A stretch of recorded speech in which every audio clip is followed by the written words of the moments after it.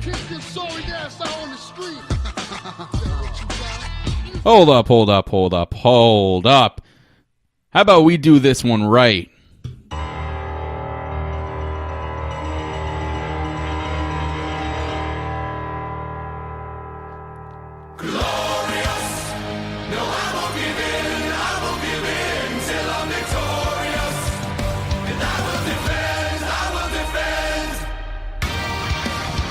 That's right. How's it going, ladies and gentlemen? And a glorious welcome to week number 19 of the Lowdown Show on No Holds Barred Wrestling Podcast. We are your Canadian WWE podcast that reacts and discusses the Monday Night Raw and Tuesday Night Smackdown from the past week. Also, during the show, we have our segment called The List of 10, and we read your fan questions and thoughts out there. Every week, the Lowdown Show is broadcasted live right here on Spreaker, and now we are also available in the video form on YouTube Live, which is being recorded at the same time. Can you imagine that? But we are available at Spreaker.com/NHBWP. Available for all Android and Apple devices after we are done recording. The podcast is posted in full on Spreaker itself on our YouTube channel, youtube.com/NHBWR, iTunes, and Stitcher. So go check us out wherever's easier and convenient for you to listen to us. You can follow the podcast on Twitter at No Holds Barred WP and join the conversation by having your questions read right here on the show. We are also available to follow on Instagram by searching up No Holds Barred WP. All links will be in the description below on the YouTube version of this podcast. I am your host, the self-proclaimed greatest host, Kyle Masters, and I'm continued to be joined by my corporate co-host. He is the blissful boss, Mr. Corporate himself, Corporate Cappy. Say that again. It's a what day? A glorious day. It is a glorious day, isn't it? Sure it is an amazing, glorious day. But guys, welcome to the Lowdown Show. It is our Raw and Smackdown reaction and discussion show right here on No Holds Barred Wrestling Podcast. Again, I'm Kyle Masters. That's Corporate Cappy. We talk about Raw and Smackdown from the past week, and this week, I'm feeling the effects of the SummerSlam hangover until we reached SmackDown Live this week. And SmackDown Live kind of helped. That was like our Tylenol for the hangover. It was like they finally ended off on something they started and ended off good in Brooklyn. Yeah. Oh my god, dude. What the fuck? Raw though? I mean, yeah, but yeah. It was like up and down for me. There were some good spots. There were some spots where I'm like, well, here's the same old shit. I mean, typical WWE. But SmackDown, we had just got like whacked in the face with call-ups and returns. But one thing I want to point out, I love when like they do the superstar shakeup. Don't get me wrong, it does shake things up a bit more than we think it does. I just wish there was more, and like a lot of people say out there was more interactions with the general managers of both shows. You know what I mean? Like we got the stupid little press box. Ooh, we got the show in the press box. They weren't even talking to each other. They were literally on one side each of the press box. Like, why aren't they like? They don't show anything about like Kurt Angle and Daniel Bryan like discussing trades or on the phone with each other saying, "Oh, how about I trade you this for this?" And the other person on line's like, "Oh, fuck you, man. I'm not trading you that." Like something like that. No, I would have loved an interpromotional match. That'd be sick. Because like they're only on the same pay-per-view 4 times a year. So, yeah. It'd be nice if they had some kind of feud going on between the two shows. The free agent host that runs the West Coast, Michael Chow, is in the chat. What is going on, Michael Chow TV? Guys, he has his own wrestling podcast. Go check him out, Michael Chow TV. It is called WWE MC TV. So go follow him on Twitter. You can get all the links to his beautiful and glorious podcast. So I guess there's going to be a lot of glorious references today. I think I might add a ticker of how many times I say glorious on today's show. Can we quickly go over something that didn't suck? Was our Lowdown on Orlando show that went over very well. Yes, yes. Guys, if you don't know and you're just listening or watching this right now, we had an all-day podcast on the weekend before SummerSlam and TakeOver, and it was on the Saturday.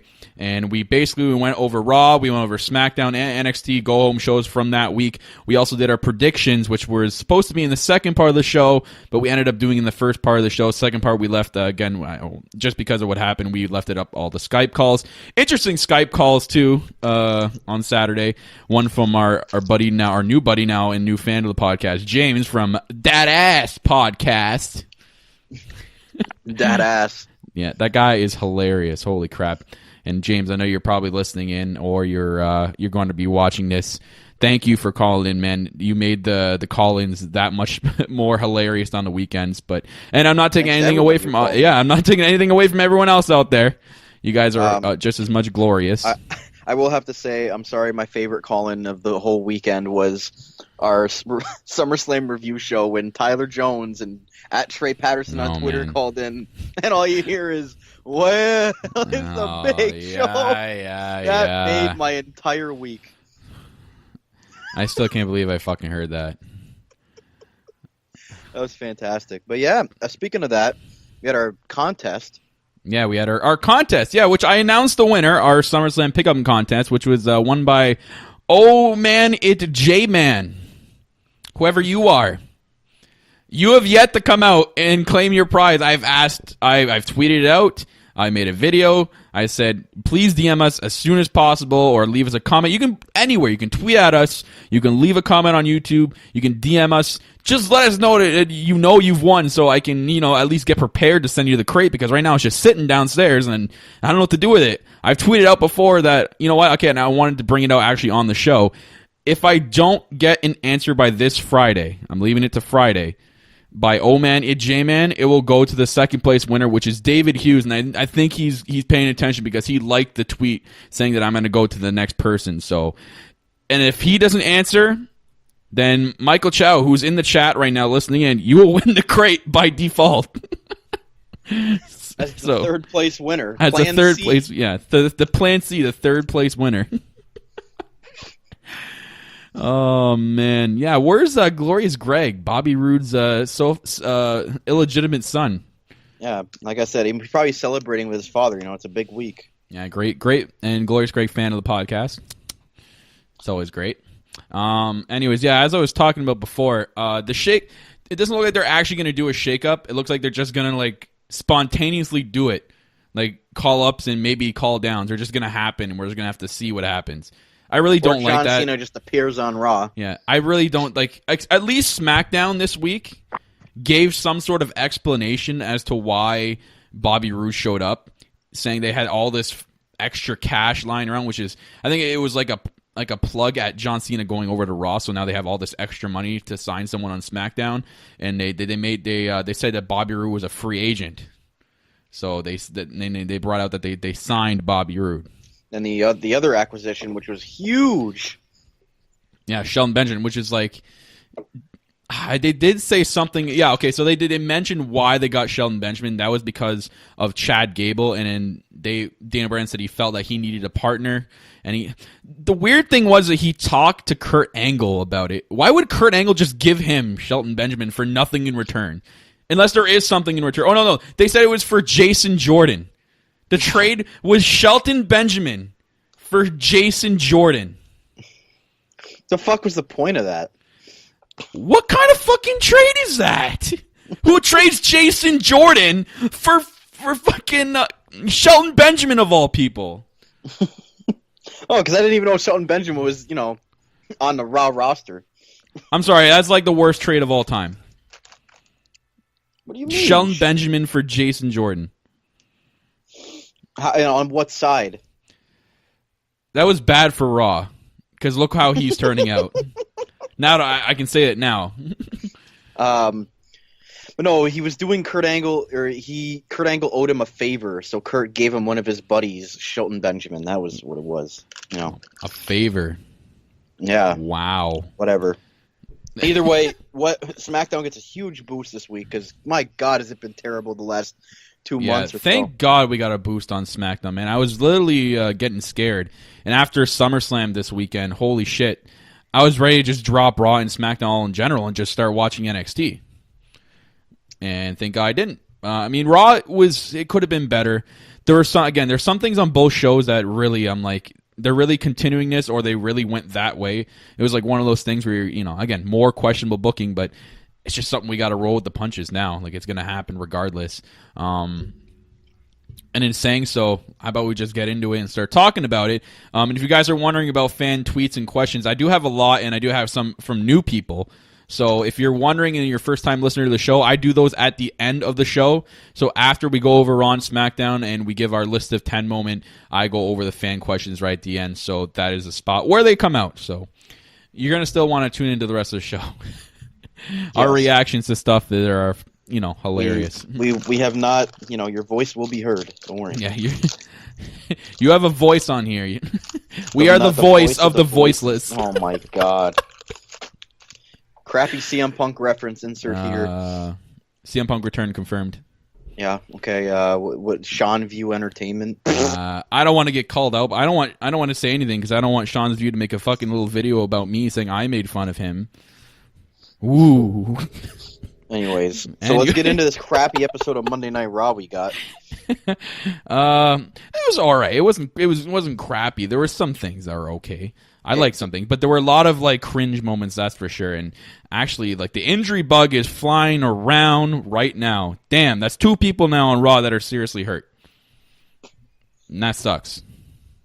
But I want to go over the opening of the show. They opened it with an okay segment. I knew they were going to go in Strowman and Lesnar direction just from what we've seen at SummerSlam with the stare down. They made a huge deal about that stare down. Like they made sure that it happened right at the beginning of the match while all the other 2 superstars were outside the ring. So I knew they were going to go in that direction after SummerSlam. Heyman cuts his usual promo. He's good at cutting promos. You really can't judge Paul Heyman's promos because they're all the same, but they're all good. So basically just talked about what happened at SummerSlam, and then Strowman came out, and what the hell happened after that? He basically made a statement and freaking just kicked the shit out of Brock Lesnar. Yeah, that's right. He gave him the 2 power slams in the ring.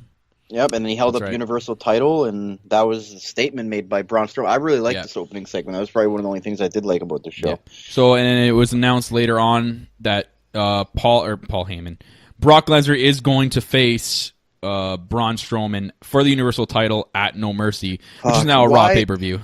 Why? I don't understand. This match needs to be saved for a Big 4 pay-per-view, in my opinion. I'm sorry. This should not be at No Mercy. I just think that Braun Strowman versus Brock is a big money match because I think Braun is going to be the next guy to take over as like the most dominant guy in the company, and especially with the tease they gave us at SummerSlam, like Braun basically destroyed Lesnar and had him carried out on a stretcher before he just miraculously came back and won the match. Yeah. But I kind of feel like this is going to be a one-off. Like Strowman and Lesnar is just going to be a one-time pay-per-view. They're not going to continue from No Mercy, which is going to suck. A crime shame. Yeah. Because the same thing with Joe. Like they basically just had Joe as this filler for Great Balls of Fire, which Joe's better than a filler, man. He deserved a lot better than that. I think if they do go the one match direction, I think that would be the time for Lesnar to drop the belt. But it just all signs are pointing to Lesnar now just hanging on to that belt now until next year's WrestleMania. With the rumor I fucking heard today, oh my god, dude, I don't know if we're gonna like the main event of WrestleMania next year if it actually comes to fruition. Cena and Reigns, knowing Vince, no, worse. Okay, get prepared for this, and all you people out there, get prepared for this. Okay, so the proposed now main event of SummerSlam, Vince has rechanged his mind once again. He reverted back to his original idea of Reigns and Lesnar. Get this. It's going to be a title for title match. Roman Reigns is going to win the Intercontinental title and hold that also until WrestleMania. So both Universal and IC title, the 2 main titles on Raw, will not fucking change until WrestleMania of next year, and it'll go to one of the guys that have the title already. What the fuck? What is with Vince's infatuation with these 2 guys? Unbelievable, man. I cannot believe that. Like, seriously? Title for title. Oh my god, you can already see the fucking ending of that. Fucking Roman Reigns saying at the top turnbuckle, both belts in hand. Oh my god. There's a coronation for you. Holy fuck. Great. He's still reverting. We already got, Reigns and Lesnar sort of in that match, but nope. We need to see more of it. Unfucking believable. I kind of agree with Michael Chow that Strowman should have at least, been in a number one contender match, but either way, I think Strowman deserves it out of all of them. I mean, he was the most dominant in that Fatal 4-Way match. I was a little bit disappointed with Joe. I think he was kind of overshadowed by Strowman and Lesnar in that match. I think Joe, they didn't kind of use him as well as they could have. I think they're going Cena and Joe for No Mercy. I think that's going to happen. I think that's going to happen just from what we've seen this week, and might as well talk about it since we're on the topic of that subject of what we got. And we had John Cena, the free agent, show up on Raw. Great. Of course. I mean, we saw it coming. We knew it was coming. We read the reports. But Cena comes out, and the crowd singing "John Cena sucks" really loud this week. Really loud. I loved Brooklyn. Duh. Yeah. They're a goon crowd, that's for sure. But yeah, Cena coming out, Roman Reigns, just cuts a basically usual promo, and Roman Reigns comes out. And then the best part of the whole thing was the crowd chanting, "You both suck." You both suck. Oh, my God. That was one of the best moments of the night. Oh, my God. That was so great. So great. And then Miz comes out. And Miz actually cuts a really good promo on... It was kind of like realistic because basically what he said was, you two get handed opportunities and you're always in the spotlight. And guys like me have to fight our way for everything and aren't handed everything and handed the keys to the kingdom like you two guys are all the time. That's where I was like, what? Wait a minute. Miz is coming out at this point? I'm like, that's kind of weird. And then like I saw what they originally announced, like what Cena actually said at first when they come out. I'm like, oh my god, it's gonna be Miz or it's gonna be the Miz Taraj against these two, against Cena and Reigns. I'm like, that's like the biggest squash match in WWE history. But anyways, Miz comes out. He cut a really, really good promo. A lot of people were giving him shit. And people were saying that like Miz being in the ring with Cena and Reigns at the same time was really like putting down Miz, like putting him like below them, like farther than he already is right now because of what happened at the pre-show at SummerSlam. I don't think so because he's had the long history, the rivalry with Cena, and it looks like they're setting up Miz and Reigns. Yeah, Miz and Reigns for the IC title. There you go. What did I just say? But yeah, I love Miz's promo, man. I thought he definitely just roasted. He's good, both of them. And he's so good at cutting promos. I mean, we shouldn't really like be surprised at it, but we should be surprised at what exactly he said. Again, it's almost like when Cena. It's like Cena brings out the best in Miz. I know Cena didn't really do anything here, but you remember back to Cena and Miz's feud before SummerSlam, and that's where like Miz's like promos went nuts, and both these guys like broke the fourth wall like a million times, like almost like every week that they were building this feud. So I know Cena didn't really do much today, but yeah, what Miz was saying was unreal. And then John Cena proposed that Miz and one of his goons facing his teammate of Cena and Roman Reigns, and then we get Samoa Joe coming out. I'm like, okay, this is different. I mean, I would have loved Joe still in the Universal title picture, which that's where he belongs. But now we get Joe into this, kerbople here, and he basically just goes right after Cena and like kicks the crap out of him, and then he ends up putting Cena in a coquina clutch.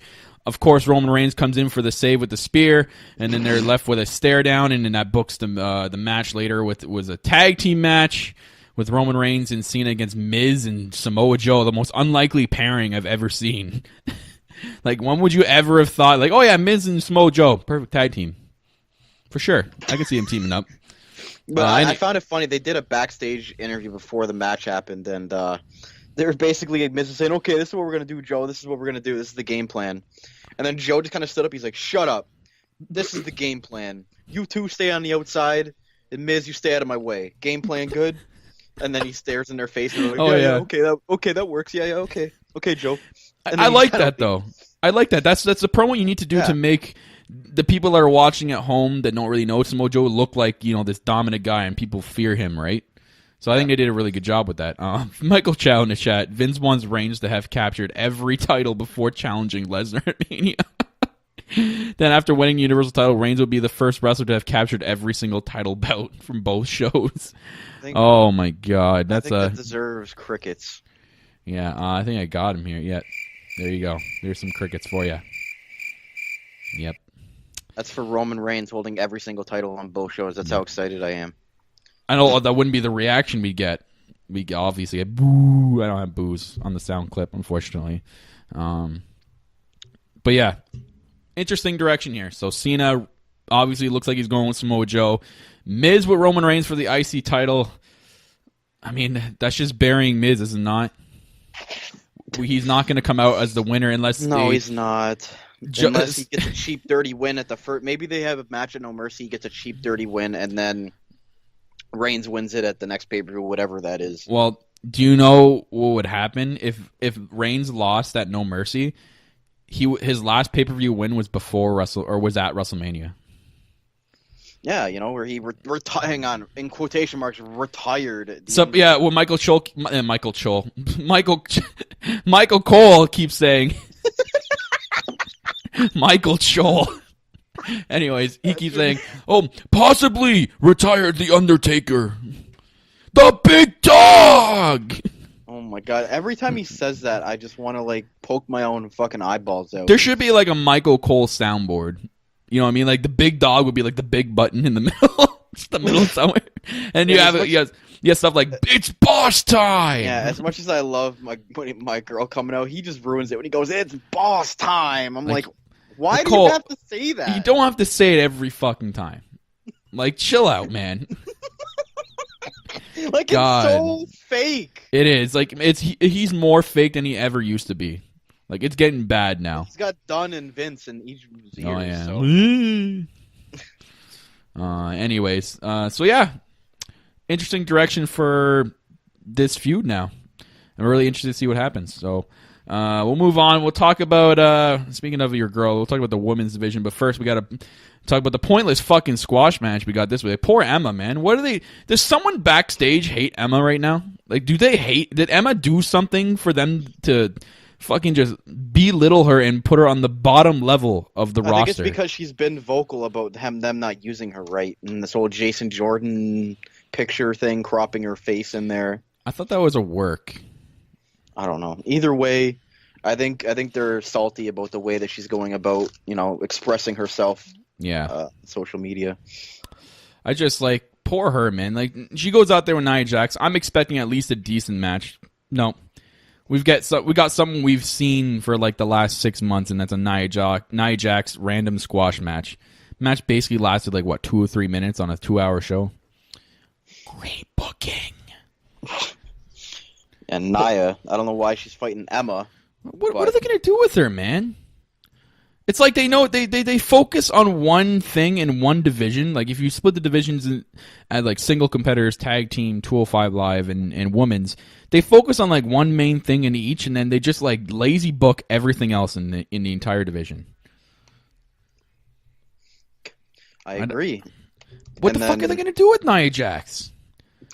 Yeah, because I don't know if Bayley's coming back or what her deal is. Oh. But yeah, you've got Alexa and Sasha going on. Then you just got Nia just kind of floating around with Emma. Yeah. Mickey James is nowhere to be found. Unfortunately for Dana Brooke, if you guys don't know, Dana Brooke, sad news. I can't imagine what she's actually going through right now. And I actually want to send my prayers. Corporate guys send our prayers out to Dana Brooke. Her boyfriend was involved in a choking accident. I think it was on food. You told me, yep. And he eventually passed away. So I couldn't imagine what Dana Brooke is going through. They were so close. I remember seeing all their Instagram pictures and stuff. It was just them working out together all the time. So yeah, it's It hard. was a sad story. She was at Raw when she called him and said he's making dinner and I love you, and that was the last thing she ever heard of him. He died that night. That's terrible. So yeah, so despite what we always make fun of Dana Brooke for her botching, I mean that has nothing to do with this. So no one deserves that. No. Absolutely not. But she's probably going to take some time off, I assume, So she's out of there for a while, and then you just got these girls like floating around and fucking who knows what Bailey's deal is. Like I see her Instagram stories of her like working out, but like I don't think she's ready to come back. You know what I think? I think they should trade or send Emma back down to NXT for I don't know somebody. Peyton Royce, Ember Moon. Ember Moon, I don't think is going to be getting another title shot. Yeah, I heard they want to call Ember Moon up, and they want to keep like Triple H really just wants to keep Asuka down. Like, you know what's weird about that? Now you say that you think they want to. I think 2K is like leaking shit out secretly. Like we're not seeing the big picture here. Because what 2 entrances did they release today? Bobby Roode and Ember Moon. One's called up. One's rumored to get called up. Yeah, I know as being a mark, but like, come on. But like, I don't know. I feel like Ember Moon, they'll just get fucking buried by Nia Jax on Monday Night Raw. Yeah. Well, yeah. Unless they have plans, you never know. I mean, it's tough with Nia, man. It's tough to like book something good with her. You want to make her look dominant, but then again, you don't want her to bury people. Like people that should be pushed a certain way. Yeah. You could make Ember Moon look stronger than Nia Jax. Like I don't know what the harm is in that. You could make it a good match. Like it would be very, very physical. Like Ember Moon would take a lot, but Nia Jax could make one mistake and then that will cost her the match, and Ember Moon could pick up on it. Maybe, and we all know the wild card in this is Paige. Yeah. If she ever comes back. Oh, they're going to need her more than ever now. Now that Asuka is also rumored to be injured, there's another injury bug bite right there. Apparently, she's done for like 4 to 6 weeks. And everyone's praying to God William Regal doesn't strip her of the title because, I mean, in a way, you're still undefeated if you get stripped from the title. People think that she should still have it. But, I mean, you gotta have your champion. Like, it's 6 weeks without a champion. And it sucks because I thought it was going to be a work. But it's real, so now we're not going to see her at NXT St. Catharines. Oh, great. So that sucks. Hey, maybe my girl Liv Morgan will be there. Maybe. You only live once, so. Yeah, right. Nia Jax versus Paige, I know. Nia Jax versus Paige. It's something typical, right? I could believe it. And it'd be something Vince McMahon would want to do to punish Paige. Here you go, I'll feed you to Nia Jax. That's what I just said in the chat. God. Anyways, so we'll see what happens. And speaking of the other two, the main focus of the division, your girl had a promo today as in the ring, and I'm sorry, it was like the grossest promo I've ever heard. It was fucking god awful. It was like the most babyface fake promo I've ever heard from Sasha Banks. Let her go fucking heel already. This is getting sickening. She got fucking booed.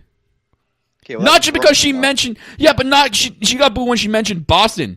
But then when she mentioned, I'm doing, like, I do it for, like, you fans. You know that moment where she said, like, I do it for you guys out there? I left my heart in Brooklyn and crap. I'm like, what is this? They booed her. They wouldn't have booed her if she was a heel. They loved her as a heel back in NXT Brooklyn 1. What the fuck was that? I think she's learning promos from Bailey, taking promo class from Bailey. You know it's bad when as soon as like they're booing her for that part and Alexa Bliss came out, they cheered the shit out of her entrance. And she's the fucking heel here. Yeah, but she's a great heel though. They're cheering her because she's good at what she does. It's still, well, I wish I could say the same about Sasha right now. I wish they would just turn her heel already. I bet you she fucking hates it too. But she's sitting there cringing at her lines that are giving her that night. She's like, I really have to go out there and say all this bullshit? I think, honestly, they're saving it for the whole Bailey thing. Like, because, Bailey definitely needs something right now. And I don't know. I think they're gonna eventually do that Bailey versus Sasha feud. And they need it to be a big payoff and a big turn. Just like the whole Rollins and Ambrose turn is going to be huge eventually when it does happen. I'm so surprised they didn't make her walk out with that fucking giant thing behind Sasha Banks, looking like she was the fucking one dinosaur from Jurassic Park 1. Oh, the thing had just opened. Like, oh, look at this thing. I don't know what the hell that was, McCausey, man. You could have done a lot better. I bet you Sasha Banks felt bad. It was like, oh, yeah, it's great. Thanks, babe. and went out there and was like, fuck, I gotta hold this thing up while I'm doing my entrance. So now we get it one more time, this title rematch next week. And Yep. Alexa Bliss did come out and say, like, every time you have to defend your title, you blow it and you lose. Yeah. So see what happens next week. But hope to God this is the end of this feud. I hope so. Now that's interesting. Like, what do they do now for No Mercy? I mean, next week will be officially, I think, 4 weeks till No Mercy. So they got a lot of time. So this week's probably just like a kind of a refresher start. And next week we're going to get the official, like, No Mercy feud starting. I mean, we already have Strowman and Lesnar. And we got the tease about the IC title. And we got the tease with Smojo and John Cena. So I don't know. We'll see what happens next week. I mean, that's going to be a sick title match. I love seeing these two go at it. So I know you don't, but wrestling-wise, like in-ring technique-wise, it's awesome. These guys have a lot of chemistry together because as much as they hate each other backstage, like you said, they keep stuff professional. And when they do, it turns out to be a good match. And, there one or two times there might be a little bit more of a real punch or a real slap than, normal. But, I mean, I can handle some physicality. I don't mind that. I want to see what happens with Bayley. Man, the injury bug is just killing people. And speaking of injury bug, we got another one on Raw, and it happened on Raw. And oh my God. This is stupid. So Big Cass and Enzo are having a live event match called the Brooklyn Street Fight, because usually the city name with the word street fight usually happens at live events, but we decided to have it on Monday Night Raw this week. Enzo comes out with the Enzo decorated Raven shopping cart. It's got all the camo and everything. So he stole Raven's shopping cart and made it all G. It's a certified G shopping cart. So Enzo could have got the shopping cart, but you're telling me Dean Ambrose in that match against Lesnar, he couldn't get a shopping cart? When he was taken off from all the legends, you're telling me Raven couldn't just give him a shopping cart? Anyway. Horrible booking. I don't know. But yeah, that match, why the fuck did we have to see this again? I don't know. And then like, at the beginning of it was okay. Like he whipped Enzo's ass around the ring before, like when it started, led to the ring, and then the one spot where Cass is supposed to go over the ropes. Man, I hate when big people like Cass go over the ropes at that speed and they're supposed to take a crashing fall. I don't think they should be doing that at all. I don't care who you are and how good of a wrestler you are. If you're that big, don't be doing that. Look what happened. Exhibit A. He lands on his knees. It looked like a fine spot, but apparently he did something in his knee, and now he has a torn. Was it ACL he tore? Yep. Torn ACL. And I give it to fucking Cass here. I give him props because he continued on for a little bit. He kind of like walked around and kind of was selling it. I think it was supposed to be a sold injury because the commentators made mention of it like that. So it kind of looked like a planned spot, but it was more of a freak accident than a planned spot. And then Cass went on a little bit longer up until he tried to do his Empire Elbow, which I love so much. But then he just like fell right away, and then I knew it was bad when the ref automatically threw his X out, when they do this. Yeah, I don't think Enzo was supposed to win that match whatsoever. No. He got lucky. But he threw up the X, and then Cass is pissed off, so he knows something's wrong. Yeah, like he was like, fuck, and he was like on the ground like smashing his hand like because he knew he fucked up bad. So now Cass is probably out a long time. Torn ACL doesn't take that short of time to heal. They said he's probably out until after Mania next year. Like, that's holy what? You heard that first, ladies and gentlemen. After Mania. Holy moly! You know what? I know I don't like saying injuries are good for people, but this is good. You know why? By then, people will have forgotten that Cass is a heel. Guarantee. They won't give a fuck anymore. And then that's when they can reform Enzo and Cass. Because that's where they both need to go. Like, the team should have never been split up in the first place. WWE can fix the fucking mistake that they made and redo it after Mania. So let's hope Cass is out that long. I mean, I'm not trying to hope like that he gets, he's out for that long, and I hope he gets injured, but you know what I'm saying. So yeah, whatever. Now we for sure don't have to get an Enzo and Big Cass match ever fucking again. Thank you. Thank you, Cass, for getting injured. Thank you.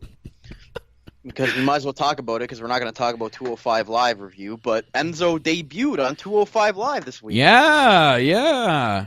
Finally, man. We've been talking about this on the podcast forever, and how good he be on there, and how good he can do for the division, man. Like, finally they're doing it, brings a popular guy there that sells merch, that can talk. Yeah. And he before we go wasn't on, going anywhere. Michael Chow says the same injury as Triple H. Yes, and I remember. And Triple H was out 6 to 9 months. So, yep, Mania is definitely after Mania the time he's coming back. So, thank you, Michael Chow. But, yep, good for Enzo, man. 205 Live. Thank fucking Christ. Well, I mean, who else was he going to face on Monday Night Raw? Like, there's no one in his weight class that he can go against right now besides Kalisto. Kalisto, but then that's 205 Live. They should both be in 205 Live, and they can feud that way. But Kalisto isn't in 205 Live, I have no idea. But then you get the goon saying, "Oh yeah, Finn Balor is that same height. He should be on 205 Live." No, Finn Balor is a lot better than those. Those guys, are the fucking goons that have no idea who the fuck Finn Balor was before WWE, if not NXT. They fucking have no idea who. If you told them, "Oh, you remember Prince Devitt?" They'll be like, "Who?" Yeah, but it's like, Prince Devitt? Yeah, you're right in a way that Finn Balor is technically cruiserweight weight class. Yeah. But he's going out there. Oh, Juggy Brown, the big dog, has made it. The big dog! Oh, good for you this weekend, bud. Yeah, Juggy, you were MIA this weekend. Probably some wedding preparations with Ms. Juggy. Mrs. Juggy, man. Yeah, but congrats again, Juggy. Yes, congrats to you. Anyways, Juggy, if you're just tuning in, we're talking about the topic of Enzo debuting on 205 Live, which is great. It's good for business. It's huge. And then he comes out perfect, right in the main event scene. Neville, I mean, it's not like there is a main event scene on 205 Live.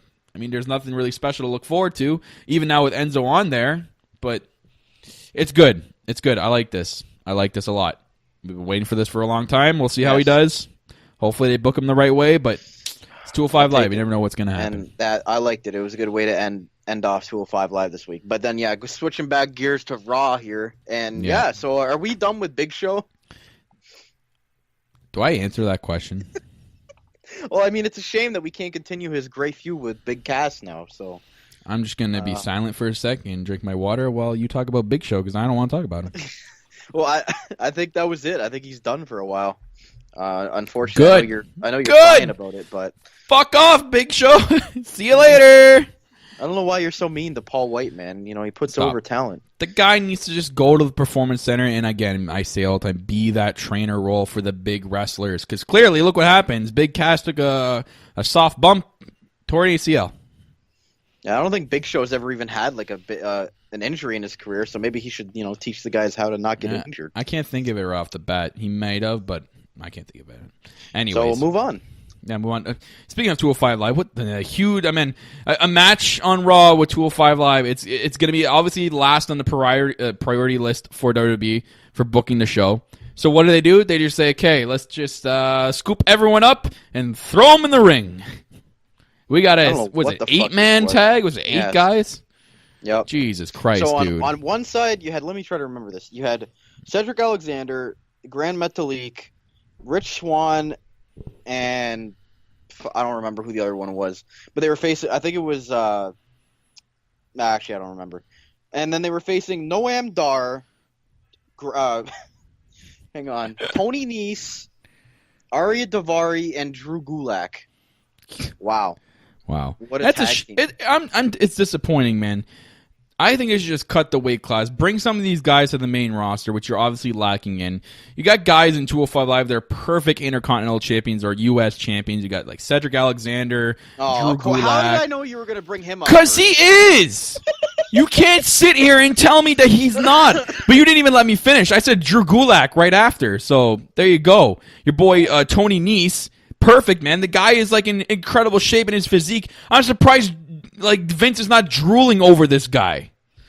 I'm surprised he's not on the main roster feuding for the Universal title or feuding against Jinder Mahal. Anyways, you got guys like those three. TJP can be a credible mid-card champion. Neville, obviously, but they decided to put him in 205 Live. Just there's like a lot of there's like bits and pieces they can take from 205 Live and then bring to the main roster and push him in the mid-card role. But again, they don't know what to do with the cruiserweights because they fucked up, and now we're subject to getting giant tag team matches like this that no one gives a fuck about.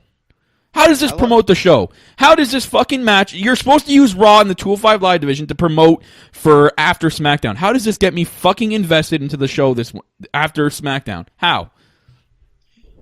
It doesn't. That's why it should just be a hype show for their show, 205 Live on Wednesday. They should just hype up the cruiserweights, have Exactly. But no, we get useless tag team matches that I don't care. But Shining Star again was Grand Metalik, who they're finally starting to use on TV again. This guy's incredible. Yeah, Grand Metalik. Where the fuck has he been? Yeah, where has he been since the Cruiserweight Classic, honestly? You know what I think it is? I think a lot of these cruiserweights don't have they have the contracts where they're allowed to do other dates for other companies, like small independent companies. You know what I mean? Like that kind of contract. So that's probably where a lot of them go because they know they're not going to be used on TV every week. So WWE is like, okay, so if you have selected dates for, this gap in a month, we're not going to use you for this gap. So you want to select dates for your indies, go out there and do your indie shows. I'm guessing that's probably what he's doing. Maybe. I hope. I'll have to look into it. But yeah, we had that pointless match. I honestly didn't watch it. Like I left to go do something for that match. I don't even know give 205 Live a chance, Corporate Cappy. Come on. Why would I give it a chance when they're giving me an 8-man tag match? That means nothing. Yeah, James Cringeworth for 205 Live. There you go. No way. He's way too good for that. No? You think he's just main roster? Oh, yeah. Like I said in the chat, he needs to be Jinder's next opponent for the WWE title. Yeah, okay. My God, that's the worst idea imaginable. Hey. Anyways, moving on. Hang on. I'm pretty sure there's not many guys on the roster that can say they were a half a count away from defeating AJ Styles for the world title. I kind of can jab at my favorite wrestler, Kevin Owens. Yeah, exactly. He was. But apparently after the 3 count, we'll get into that later. All right, I'll get into it later. I'm not going to talk about it. Anyways, let's talk about Elias. That's right. Oh, my God. Elias had a awesome singing promo. He sang R-Truth's entrance at the beginning, and he just stopped. He's like, that's enough of that. It's time for a real song. And why are we getting R-Truth versus Elias Sampson? I don't know. And it's a shame, too. This guy is another guy that it's like they don't know how to push, and he's such a complete package. He's got the look. He's got a great moveset, and he can generate so much heel no matter what city he's in. And man. I'm sorry. I love R-Truth, but why the fuck is he on my television in 2017? What do you mean? He's not like the Big Show. Stop it. You can't use my references enough. I think Big Show adds more than R-Truth does to him. Did anyone just hear him say that? He said that the Big Show adds more to TV than fucking R-Truth. Because at least Big Show's a credible guy to beat. I mean, they're both on the same. Oh my God, Big Show is way worse. I'll admit R-Truth is there, but then R-Truth is also 46 years old as well. Yeah, I don't know. It was pointless. I mean, they need to do something with Elias. What do you do with him right now? They have nothing for him. Him and multiple other guys, which we're going to get into, have no plans going forward. There's no direction whatsoever. No direction. They put him against and that's what it happens on Raw and SmackDown. Lazy booking like this.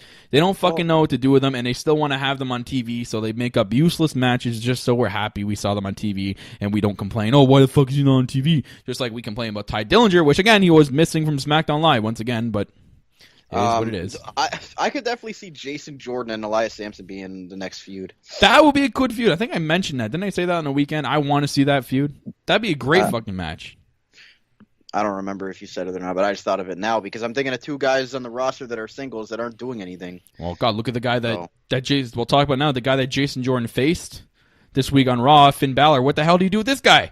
And where the hell did Bray Wyatt go? Did he just disappear after losing to the Demon? Did he just slip away and that's the end of it? Yeah, and you got Jason Jordan backstage asking his father, give me Finn Balor. Finn Balor. Kurt Angle's Kurt Angle actually called him Balor. He fixed his name. Yeah. But he said, "Are you sure you're ready for that stiff a competition?" He's like, I'm ready. I'm ready. And they hugged it out after. It was cringe as fuck. But I actually Jason missed that Jordan, promo, so that's okay. Big Show versus Mark Henry, number 500 equals sales. Yuck. That's disgusting. Well, Mark Henry did the smart thing and retired. That'll be enough of that. Anyway. So yeah, we had that pointless match with Jason Jordan and Finn Balor. Obviously, Finn Balor won. Which was good. Like, both these guys could go in the ring. I enjoyed the match. I just didn't see the point of it. But why do I care about that match? It doesn't lead to anything. Well, you could have been like the crowd during this match. They didn't give a fuck because they blew up 2 beach balls and started shooting them up and down the 2 and 300 section. Oh, we'll get into that after. But apparently WWE is not happy with this whole beach ball thing. Which I have something to point out about that too. And WWE are a bunch of fucking hypocrites. Just saying. I'm just saying. So can we get into something that was actually good this week, which was Seth Rollins and Dean Ambrose versus the Hardys? Hell yeah. Rollins and Ambrose coming out cutting a promo. It was... Rollins is getting a little bit more cringe for some reason, man. He also cut a really cringe babyface promo. I think he's trying too hard to be a face. Like, I think he's really trying. Him and Sasha's promo this week were fucking atrocious. I think they worked on it together backstage. They probably you know what? They probably were like handed the script from the same fucking guy who wrote it, and they're looking at each other going, "What the fuck is this? Do I actually have to read this tonight?" Unbelievable! Like, this was bad. Anyways, it got cut off, and they basically give like an open challenge to any team in the back. A lot of people thought it was going to be AOP. That would have been interesting if it was AOP or the club. I thought it was going to be the club. That would have been actually useful, but again, they used the Hardys, which is good because they really got shafted on SummerSlam this year. So, yeah, it's wonderful. More broken, awoken, whatever you want to fucking call it. Hardys acting more and more broken this week, more than we've ever seen him, and he used all those aneurysms. Jeff Hardy was acting exactly like Brother Nero. It was a decent match. I won't mind seeing this feud going forward if they do actually go with this one. I love it. I love these two teams going at it. They're both great, incredible tag teams that can definitely have some good work in the ring together. I think, that match they had was just scratching the surface on, what potential it could have with this feud. Yeah. So I like the match they had today. You mean on Monday? Night, right? Yeah. I really like the match. Although the Hardys took the loss, I think it was needed to keep making Rollins and Ambrose credible still. And there's no really signs of deception yet, so I'm thinking they're going to roll with Rollins and Ambrose for a bit. And if they go with the Hardys, I'm going to love that. I like that feud 100%. I just wish or hope there's going to be more out of it than just what we've seen this week. If we're just going to have this every week until No Mercy and have the match of No Mercy, it's going to feel lackluster, and it's not going to have like a good tag team feud. Like, there's not. It's got to have the brokenness in it. We got to have the broken Hardys 100% or you have or to add awoken. In a heel team. You either need to add the club or Cesaro and Sheamus if Sheamus is not gone for that movie yet. Yeah, I think he is gone. I think, okay. But you need that. I think I agree with you there. You need another team in here to help the dynamic. How did I not say that word right? Unbelievable. Live podcasting. That's what happens. Because those are two face teams there, so you kind of need, something going in there with a heel team to kind of give it a little bit more, intrigue, right? Yeah. I think they should add the club. That would be a decent team to add to this for sure. Yeah. Because what the fuck are they doing right now? Nothing.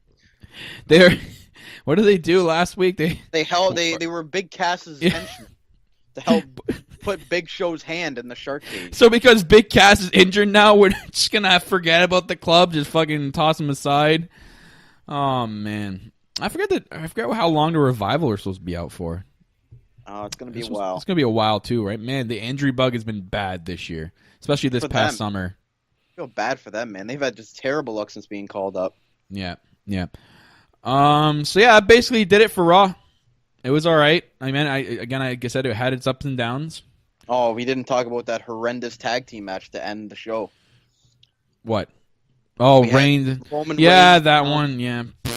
I don't want to talk. Do we need to talk about it? The best part of that was when John Cena, acknowledged the security guard that was taking away this beach ball. He's like, "Hey, give it back."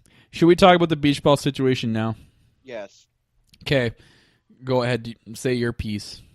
I don't really have a piece on it. I just thought it was fucking hilarious. But the fact that Cesaro at SummerSlam went and ripped it out and ripped it apart. That was great. Now WWE is banning all beach balls from their events now. Now, this is what I love about this is why I think WWE are a bunch of fucking hypocrites. And our boy JD actually pointed this out. He said that Do you remember that WWE 24 documentary they released? It was for the Raw after WrestleMania. Yep. They pointed that out, the beach ball thing, and then the crowd waving, and they said they encourage it. They said they had multiple superstars come out during that documentary and said they encourage the crowd to do this, and it's awesome because it's the crowd after WrestleMania. What is the difference between the crowd after WrestleMania and the crowd on Raw after SummerSlam, which is the Big Four pay-per-view? What the fuck is the difference? They're a bunch of fucking hypocrites. They encourage all this bullshit only on the Raw after WrestleMania. You got to be kidding me. There's no exceptions here. You can't just say, oh, you can only do this on one Raw out of the entire year. That's bullshit. That's not fair. Especially when what do you call it? Freaking Jericho comes out in that promo and says it's Beach Ball Mania, baby. Like, he said that in a promo backstage. So, yeah, they acknowledge it, but no, we're not allowed to do it anymore because what? A couple of superstars are butthurt because people are throwing a beach ball and not paying attention to the match, which in a way, they're right. They want the fans to pay attention to the wrestling match, but they're bored from the lazy booking. Why would they get invested in Finn Balor and Jason Jordan? The fans are smart in Brooklyn. They know that fucking feud's not going anywhere. Why do they need to be invested in it? I know this should be tag team match. So I can't blame them for blowing up a beach ball and throwing them everywhere. Just WWE can't sit here and be hypocrites for after encouraging it on their 24 special. I don't like that. I don't like that at all. It is what it is. You know what? I'm not going to sit here and say I'm going to bring a beach ball to the next live TV show I'm going to. But, if it does, whatever. People want to have fun at the event, let them have fun. Like, yeah, they pay their money to get in the door, and I mean, there are certain things you can't do. Like, you can't throw shit into the ring. Like, if they're not throwing into the ring. That's what I mean. If they were doing that, then, like, yeah, you got to be kicked out. But at the same time, like, they're just throwing it around in the crowd. They're having a good time. Because clearly what they're showing in the ring is not... Like, obviously, I understand where the wrestlers are coming from. The fact that, it's disrespectful to them, like, showing off their craft. But, like, why did we care about that match? Like, it's just... It's a pointless tag match to end Raw. Who cares? And John Cena, when Raw went off air, John Cena actually acknowledged it and said, like, I'm glad you guys are having fun. He didn't tell them to stop. He encouraged it and thanked the fans for having fun. And he's like, that's the point of coming to Raws and stuff. So John Cena, the guy that encouraged it during his match, the guy who's your face of the company, comes out and says that he encourages it, and you go and ban it after it? How does that make any sense? They're a bunch of fucking hypocrites. John Cena's not even going to get punished for that, guarantee. Probably not. But as for the match, after the match, like, Cena obviously pinned Miz with an AA, like, sick, and then they teased the whole Cena and Roman stare down to end the show, like, awesome. Oh my God, Michael Chow. Could you imagine they brought back Bash at the beach? That would encourage the crowd to all blow up beach balls. There'd be beach balls like everywhere in the crowd. I did see something else funny on Twitter. Somebody took Cesaro's Elite and cropped like a prop beach ball in it. Oh my God, was it deflated? No, but it was somebody like cropped like now in the Cesaro Elite get beach balls. The Elite figure. But yeah, that was more impressive than the match because the match sucked. Yeah. And but as for Raw, yeah, again, like I said in the beginning of the show, it was yeah. The only things I liked was the opening segment. I liked the Hardys and Ambrose and Rollins, and that was about it. Interesting. That was it. That was it. No returns or no debuts for anybody on Raw because besides John Cena. Sorry. Yeah. The free agent John Cena. Don't forget about him. Yeah, great. Anyways, let's move on to SmackDown. That was actually a good show this week. Blue Brand, our favorite show of the week. Well, it was, and then it got shitty and terrible booking, and they ruined one person on there, which he's still ruined after this week. I don't know what the fuck happened. They ruined about 3 people on SmackDown, but it was a good show. They gave us 2 good stars this week, but I don't understand. Like, they gave us 1 good show, but I'm not optimistic. I'm sorry. Because they give us 1 good show out of 3 months, and they expect us to be happy about it. Man, and be like, I'm going to tune in next week for sure, because it's definitely going to be as good as this week. You've done that before, and the next week ends up being just as bad as any other episode you've put on TV. I mean, as much as I want to say that they're going to keep the momentum going, because I would love that as a fan and watching that shit, but I'm not going to get my hopes up if it just goes completely downhill next week. Right. So let's talk about SmackDown. Opening promo was actually not bad.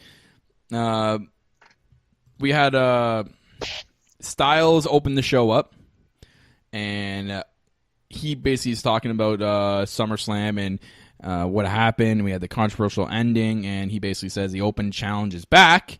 But Kevin Owens comes out, and he talks about how he got robbed at SummerSlam, and he did. He did. Don't sit here and tell me he didn't get robbed.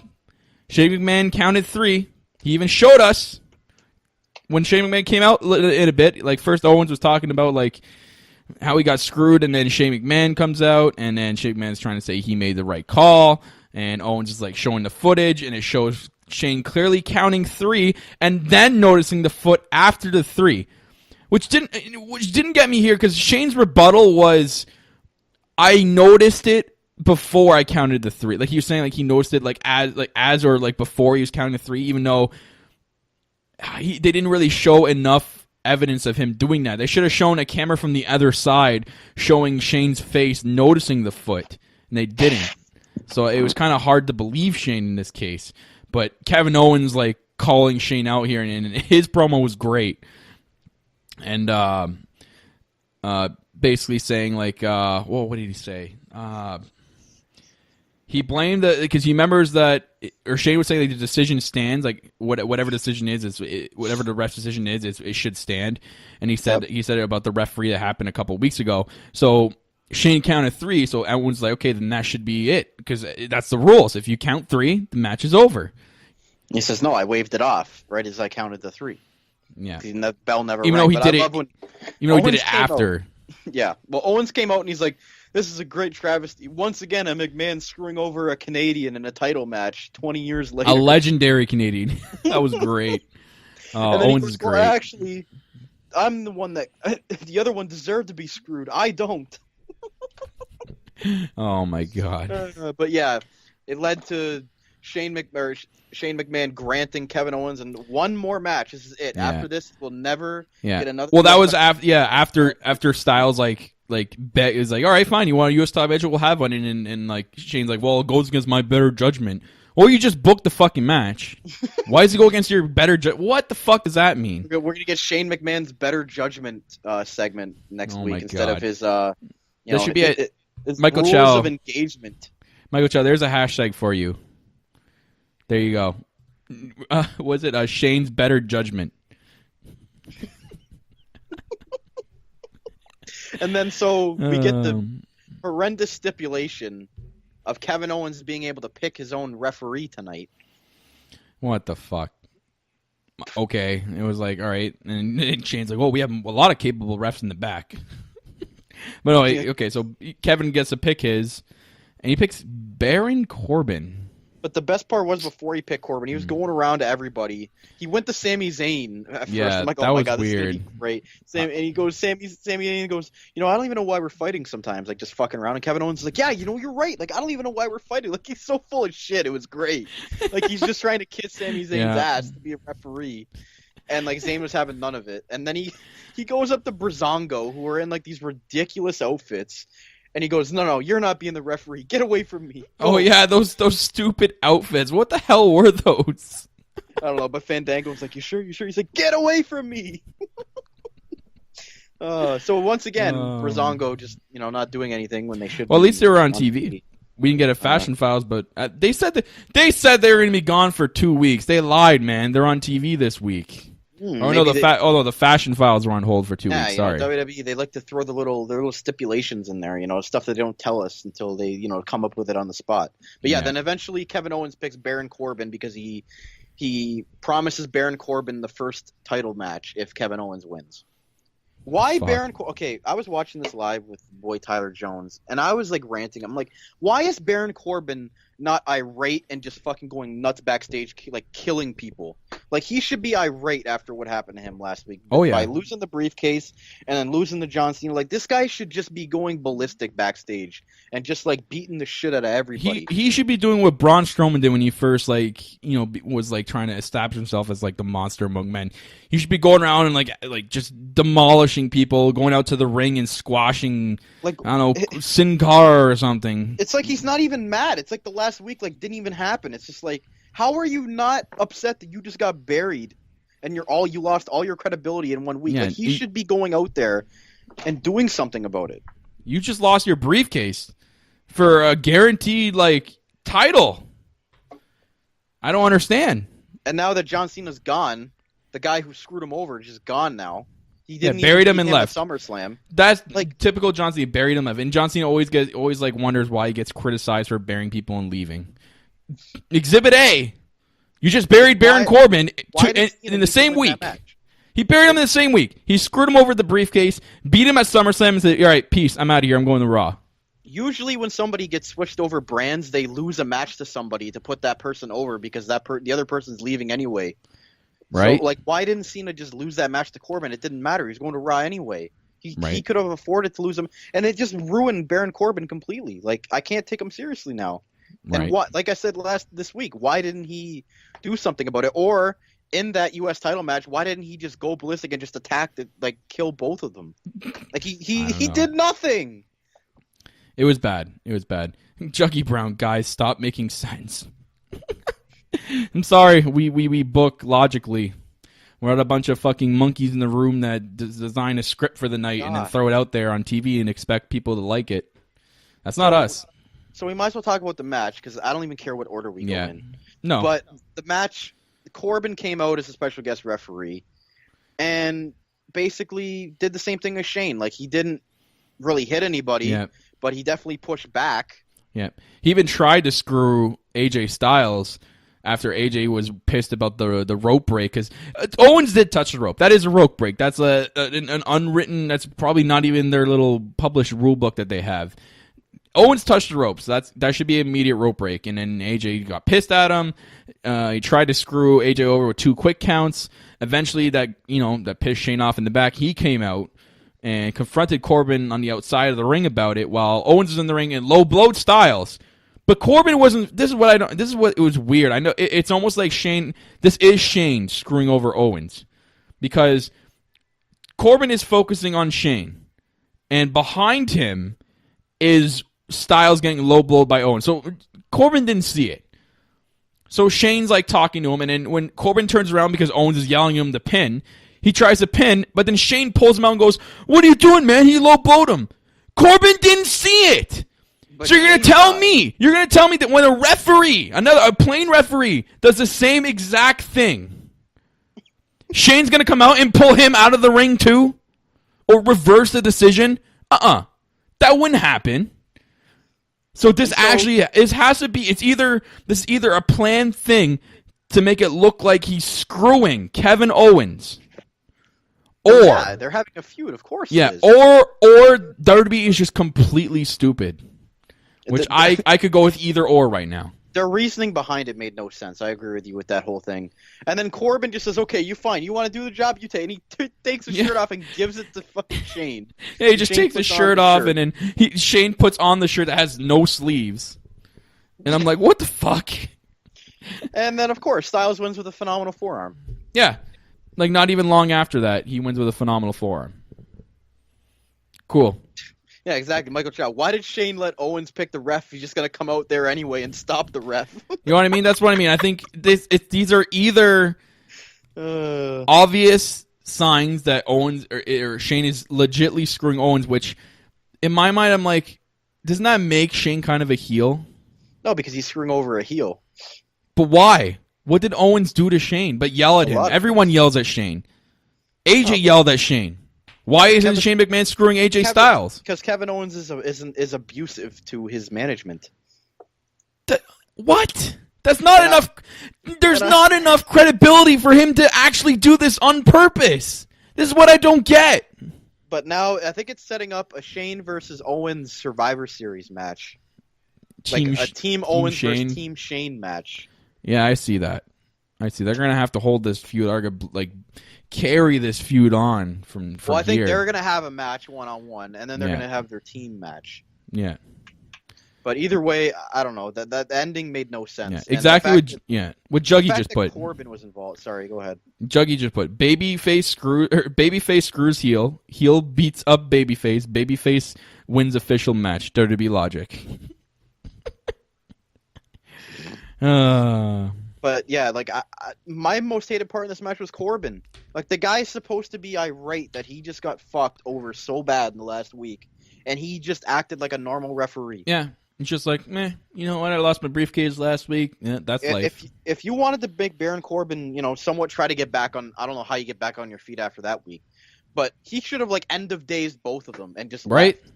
right, and go to Shane, and be like, that's your fault. Exactly. Blame it. Like, why don't they book him that way? Why do they book him like such a bitch? I don't understand. I don't. It probably has to do with the Twitter beef. I don't know what WWE takes such a grudge over that. I don't know. I don't know what it is, but it's killing Baron Corbin, and it sucks because I've been always a Baron Corbin fan, and it's just, I don't know what to do at this point, man. I just got to roll with the punches with him. But AJ Styles win, he retains. I hope they just don't do Owens and AJ Styles anymore. I'm kind of sick of it right now. As much as these guys put on a good match, it's got to end now. It's getting a little bit stale, and AJ Styles has to move on. What do we do from here? I don't know. I really thought Styles versus Rusev was going to happen until we had the burial of Rusev on Sunday. But now with the call up, maybe Rude and Styles would be a money match for the US title. That would be sick. Oh man, that's such like a big match though. I mean, I know we're going to have big matches now that are going to happen at B-level pay-per-views or Raw and SmackDown because you have all these people now and you can't just like save them all and have you know what I mean? You can't have them all on the sidelines the whole time. Yeah, it's going to happen sooner or later. So, I can go for that. That's actually a pretty interesting feud for the U.S. title. And it sucks because the U.S. title is obviously the number one title in WWE. If not, it's the Universal title. They're battling at 1 and 2. And now your WWE World Championship, which we'll talk about now, is your number 3. And whose fault is that? You know what? Jinder I'm going on saying that Mahal. I think it's number 4, man. I would even put Miz's IC title over fucking Jinder's world title. And that's sad because that wasn't even defended at SummerSlam, and it was in the pre-show where there was like 200 people in the arena. I don't know why you have Nakamura lose clean to Jinder. Like, it just meant, like, he was undefeated for over a year in NXT, and he finally lost to a credible guy like Samoa Joe. I'm still salty. He's been on the main roster for, 3 months, 4 months? And he loses clean to Jinder Mahal as his first loss. It doesn't make any sense. They fucking ruined Jinder. They ruined Nakamura. And Jinder Mahal is like the least credible champion I've ever seen. He fucking sucks. I don't see Nakamura as the unstoppable guy anymore. Like, he just lost to Jinder Mahal. He needs a title now. He needs it to build anything back about Nakamura. The next pay-per-view, he has to win the WWE Championship. And it's sad that I really don't want to have to say that, but he does. In order for I keep saying Jinder. Fuck, he's pissed me off right now. Nakamura, for Nakamura to get any more of that credibility back, he's got to win the championship at the next pay-per-view, no matter what. And I love, the one thing I can pull from this, that I love what happened this week, is that they Dan O'Brien mentioned that Jinder's been winning all his matches with the help of the Singh brothers. They've actually pointed that out on TV, which is something they haven't done since the fucking guys won the title. I don't think he's won a clean match since then. Yeah.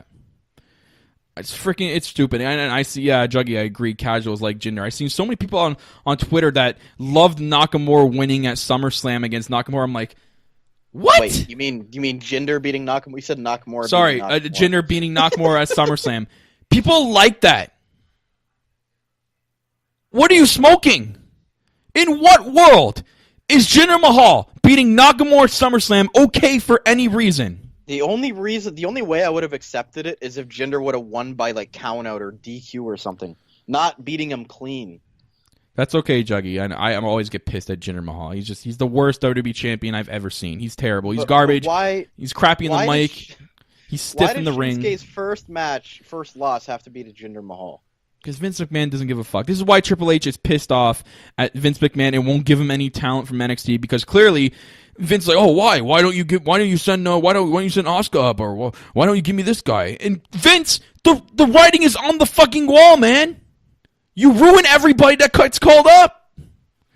You took away the names King of Strong Style. Whatever the fuck was wrong with that. And you gave him the artist name of the most cringiest nickname I've ever heard. Unbelievable. That is the worst nickname I've ever heard. The artist known as Nakamura. Get the fuck out of here. What's wrong with Strong Style? Why was that added to the list of words that Vince McMahon doesn't like? Yeah, the list of banned words. So yeah, this week. So to build off of that, we get the Singh brothers facing off against Nakamura in a 2-on-1 handicap match for some reason. You can't see it right now, Brent. I had a face palm there. What the fuck? Are you kidding me? Why does he need to beat the Singh brothers? How does that do anything after what we witnessed on Sunday? Oh, you had Jinder go attack him after he beat them and he fucking Kinsasha'd his head off. So what? Jinder's still WWE champion. Why do I fucking care? And Nakamura still has that big L on his head. So what, they're going to continue this until the next SmackDown pay-per-view, which is not for another, 6 weeks? Unfucking believable. They need to fix it right now because it's getting bad. It's terrible. I'm surprised they didn't blow fucking beach balls at this segment because I really didn't give a fuck about it. The WWE title needs to get taken off of Jinder ASAP. And, I like Jinder, but I think he's in the wrong title picture. He should be in the mid-card title picture. And that would actually make more sense for him to be the United States champion. Exactly. He's all this anti-America shit. We said this forever. What the fuck? It doesn't make any sense. They literally have the titles backwards. I could have booked something in June or July to this point, from July up until this point, where you have switched the titles around so that they're actually right. You could have had Jinder lose the title to, or AJ Styles lose the WWE title to, let me rephrase this. You could have had AJ Styles lose the U.S. title to, I don't know, they could have done the Rusev thing you were talking about, right? Or he loses it to, I don't know, somebody, right? They hold on to the U.S. title. You could have had Jinder lose it to, Randy Orton. Who cares? It's just a placeholder to Randy Orton. Then you could have had Jinder placed into a U.S. title feud, and you could have had Randy Orton and AJ Styles at WrestleMania, whatever. That's better than what we fucking got at WrestleMania. At SummerSlam. What I would have booked was, remember when they had that triple threat with Styles, Owens, and Jericho for the U.S. title? Yeah. I would have had Owens and Styles fuck each other up in that match, have Jericho win back the U.S. title, and then have him drop it to Jinder. There you go, but then Jinder's the champion at that time. No, but he could be the U.S. champion. I'm fine with that. Yeah, but if you're booking that, you got to book Jinder too to lose the WWE Championship. So you'd have him losing to Randy Orton around the same time. Beat Orton to begin with for that title. Okay. So yeah, if you bring back Jericho for that 1 week, have him stay for, I don't know, till the next pay-per-view they had. What was it? Battleground? Yeah. Have him face Jinder at Battleground and have him put over Jinder for the U.S. title. That would have made sense. Okay, I like that. And then that's how you keep Styles and Owens away from it, and then have them feuding for the Universal title. Yeah. Oh, stop, Juggy. I don't wish Roman was a SmackDown champion. Get out of here. God. Roman needs to stay away from SmackDown. Sorry, Juggy. He needs to stay away. That would ruin a lot of people on SmackDown, as much as, they won't push him the right way on SmackDown. They're going to push it to whatever Vince wants and whatever he's doing on Raw right now. It wouldn't be pushed the right way. And then to go further into that, then I would have had Randy Orton face maybe Styles for the Universal title at SummerSlam and have Styles win. WWE title. Or WWE title, whatever. Yeah. Like I said, that would have been better than what we got at SummerSlam this year. Well, and Nakamura, his undefeated streak is still intact. You have none of this garbage of him even being in the title picture to begin with because it was way too early anyways. But it was a lose-lose for him because either way he was going to get the title too early or he was going to lose his first match to Jinder, which obviously that happened. Yeah. And you know what? They could have started Baron Corbin and Shinsuke's feud late maybe, had their match at SummerSlam, or you could have done Shinsuke and Sami Zayn, which a lot of people wanted, and they could have put on a stellar show at SummerSlam, which is supposed to be a big show and have big matches. But of course, nope, Derby's got to fucking shit down our throats and give us mediocre B-level matches at a big pay-per-view. Well, you just said the key word right there. They gave us a big show. They sure did. And Okay. the big show. So we're moving on Shark Cage SmackDown Live now, and we had the return. Finally, I made mention of it during the lowdown in Brooklyn that there would be signed Shelton Benjamin officially, and he made his return right on SmackDown Live backstage. I don't like how it was backstage though. No. I'm glad we're going to see it next week, though. I think everyone expected him to answer the open challenge for AJ Styles, which he probably should have done, and then went into this storyline. I think that would have made more sense. To be honest. Yeah. A lot of people did. But yeah, Chad Gable and Daniel Bryan sitting backstage. Daniel Bryan talking about, like the breakup of American Alpha, and he think he has something good for Chad Gable on SmackDown, and he tells him about this acquisition of Kurt Angle's friend, and in comes Shelton Benjamin. Ain't no stopping him now. He's back. Right. And they're gonna pair them together. Which, I mean, Chad Gable was kind of like already took the words out of Daniel Bryan's mouth, and then Shelton never got his piece, and then Shelton kind of just left. So I don't know. They're probably going to tag team for a bit, and then eventually they'll break off. But I think this is good for Chad Gable for sure. The kid's still young.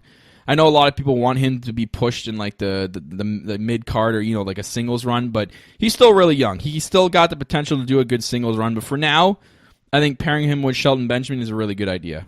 I like it. Yeah, I love it too. I mean, Shelton Benjamin, him and Chad Gable are just incredible athletes. So, I mean, it's basically like a second coming of the world's greatest tag team because Chad Gable is like the same type of wrestler as Charlie Haas was back in the day. Oh, so, yeah. I like that. I see a lot of similarities there. Mm-hmm. So I really like it. Hopefully they have another credible tag team in the tag team division. Yeah. And speaking of tag teams, we had Hype Bros against the Usos, and man, the Usos, I think they're right now the best tag team in the WWE. Main roster right now. I told you that a month ago. Yeah, it's growing on me. It's crazy, and they had a good match with the Hype Bros, and I don't mind the Hype Bros. They're there. They make the bros. Yeah, but you need, if you're gonna have a tag division, you need tag teams. You can't just have 3 teams. Man, I can't stand Mojo Rawley, man. Every time he comes on the screen, it's like you and Big Show. You just want to fucking just go do something else. Every time Mojo Rawley comes on the screen for me. And I think they bring something to the tag team division that doesn't have a lot of teams. So you're going to need tag teams. I mean, they should just pair Zack Ryder with Sin Cara because that's the guy who needs to be put over. They would be the ultimate tag team champions. They probably win both belts. I mean, Raw and SmackDown you want to be credible on SmackDown Live. Get Sin Cara as your tag team partner. I mean, singles guys just noted. Anyways, Usos beat the Hype Bros with a distraction, and they cut a promo after, and their promos are really good. I love the way they do their promos. It's really you get really the sense of the series, and you feel the intensity from the Usos. So I like it. They basically kind of just made a challenge with basically any tag team in the back. So we'll see where this goes from here. I don't think it's going to be the New Day again. So we'll see what happens. I think it's going to be Gable and Benjamin. Yep, I can see that. And that Gable and Benjamin against the Usos, that'd be great. That's a money match. I love it. So what do you do with New Day?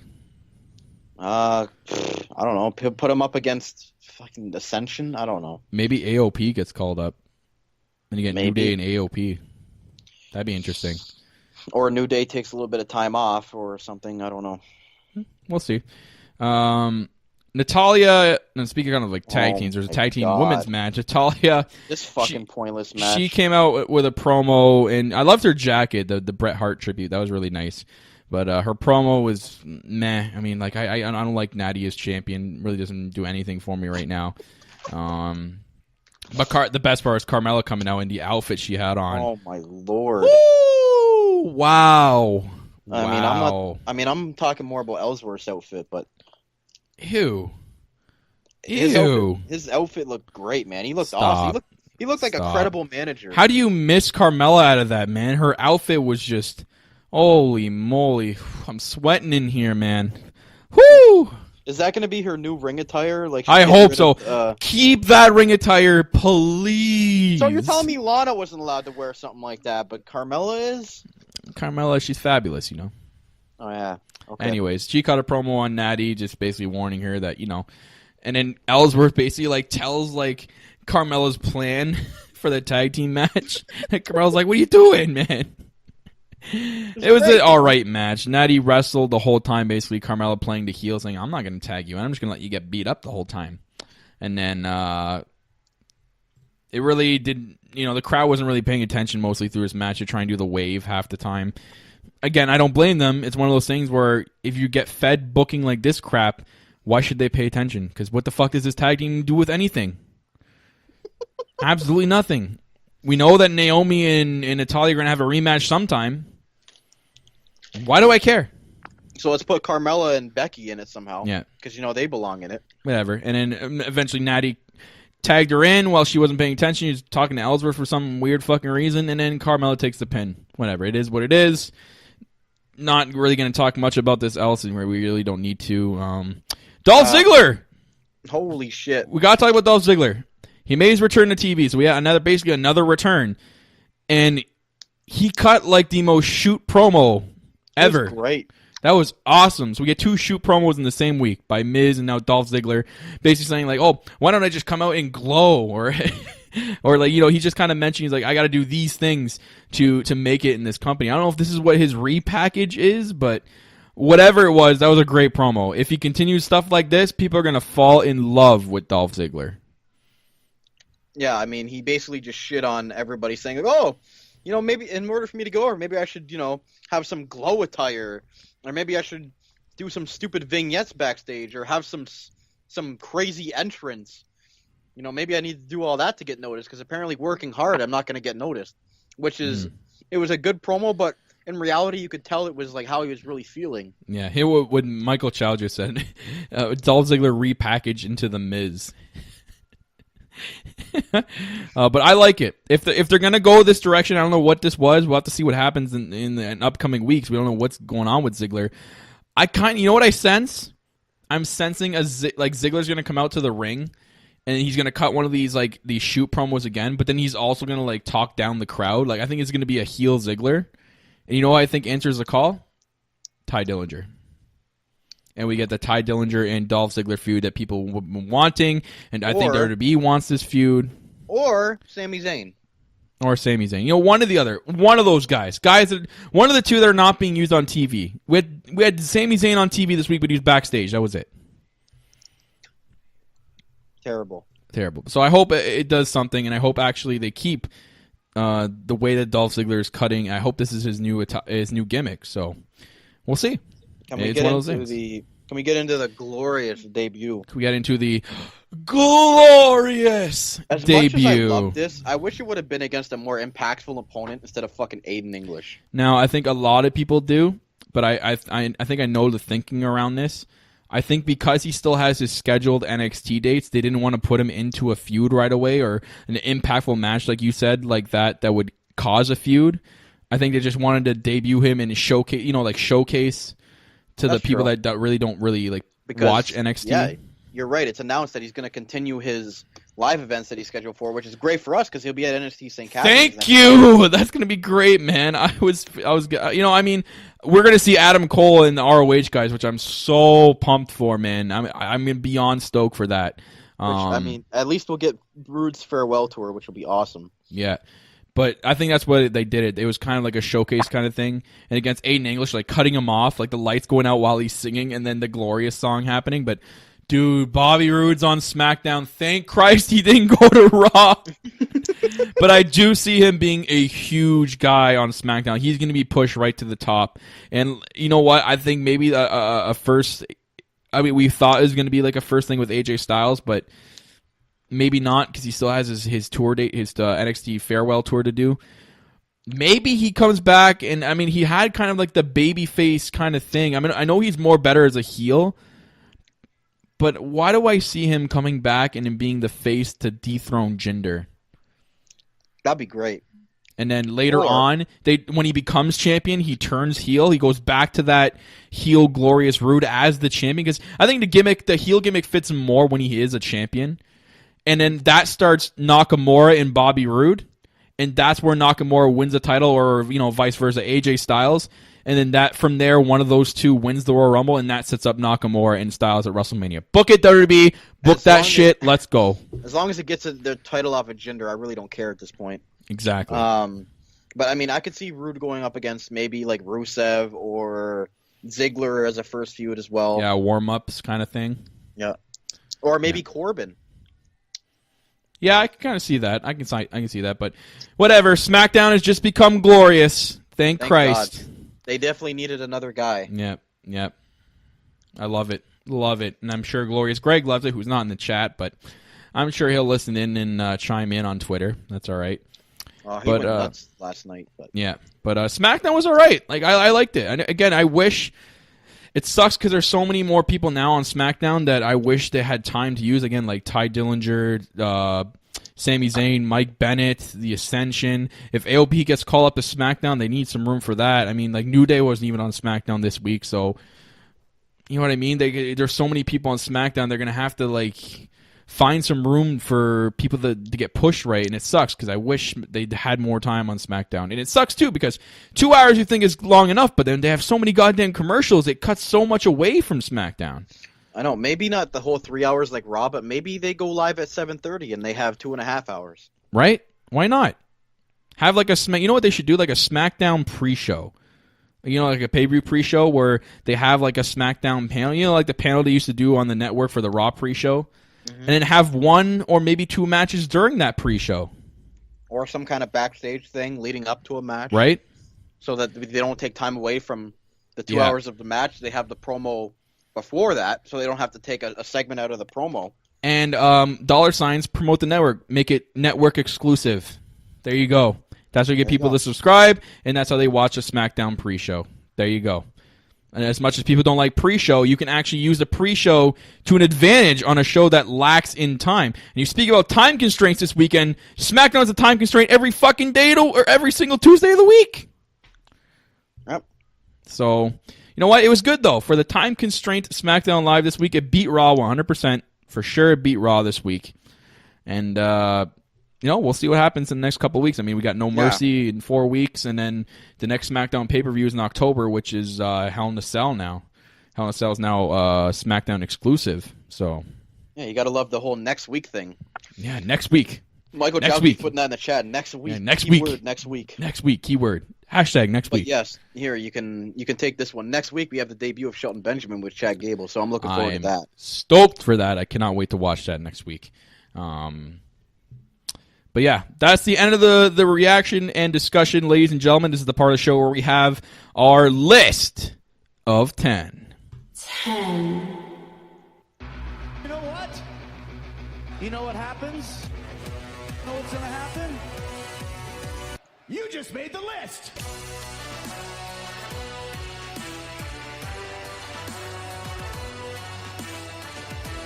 That's right. Welcome to the list of 10. That part of the show where myself and Cobra Cappy have our top moments of the week. We give it either a 10, perfect 10, or we give it a moment where it makes the list. And we'll start off as always with Cobra Cappy. I don't know if I'm going to steal it from you, but I mean, we didn't discuss it before the show. But my 10 moment is obviously going to be the glorious debut of Bobby Roode. I mean, how could it not? I knew it was going to be, so I chose a different one. Okay, good. Because, like, how could it not be? I mean, Bobby Roode equals, dollar signs everywhere. I think everyone had goosebumps during this. Everyone had goosebumps. And even the day leading up to it where they said, like, there was one person that was not on the NXT flight back to Orlando, and there was one person being seen walking into the arena. Like, it's like, holy shit. And then I forget who pointed it out to us on Twitter. I forget who it was.